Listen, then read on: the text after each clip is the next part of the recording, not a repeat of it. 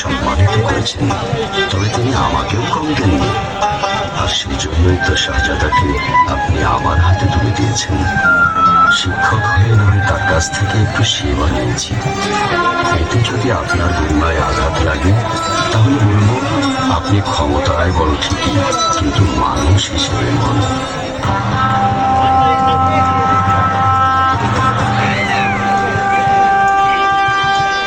আসসালামু আলাইকুম উস্তাদজি। ওয়ালাইকুম আসসালাম। তা আপনার এই সাত সকালে? জি, জাহাপানা আপনাকে আমাদের সঙ্গে যাওয়ার নির্দেশ দিয়েছেন। তিনি আপনার প্রতীক্ষায় আছেন। জি, চলুন যাওয়া যাক।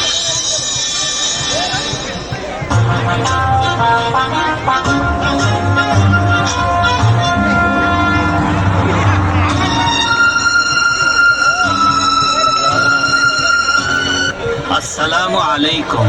বিলম্বের অপরাধ ক্ষমা হোক জাহাপানা। ওস্তাদজিকে আপনার নির্দেশ মতো হাজির করা হয়েছে। আলহামদুলিল্লাহ। বড় সৌভাগ্য আমার যে দিল্লিপতি স্বয়ং দূত পাঠিয়ে আমাকে তার দরবারে ডেকেছেন। কি এমন জরুরি কথা জাহাপনা, শোনার বড় অভিলাষ। আপনার সৌভাগ্য কিনা সেটা আমি জানি না, তবে আমার জন্য যে বিষয়টি সৌভাগ্যের নয় সেটা নিশ্চিত বলতে পারি। মনের অজান্তে কৃত অপরাধ ক্ষমা হোক জাহাপনা। শাহজাদাকে আপনি কি শিক্ষা দিচ্ছেন? অপরাধ নেবেন না, কেন তো আমি তাকে এমন কিছু শিক্ষা দিইনি যা নিয়ে প্রশ্ন উঠতে পারে। আমি ভুল বা অপশিক্ষার কথা বলছি না, তবে শিক্ষাটা পরিপূর্ণ হচ্ছে বলে মনে হয় না।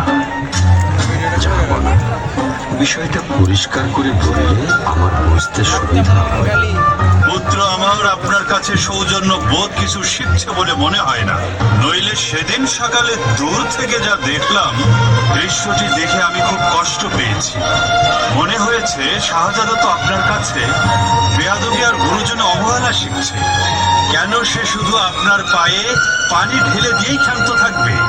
কেন সে নিজ হাতে ওই পায়ের ধুলোবালিগুলি পরিষ্কার করে দেবে না?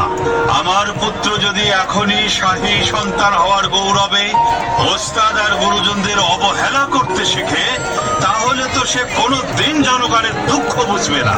ভবিষ্যতে সাম্রাজ্য চালাবে কি করে?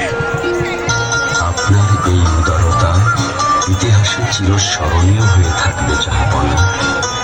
আজ থেকে আপনার হাত ধরে শিক্ষাগুরুর শির চির উন্নত হল। সত্যিই আপনি মহান উদার বাদশাহ আলমগীর।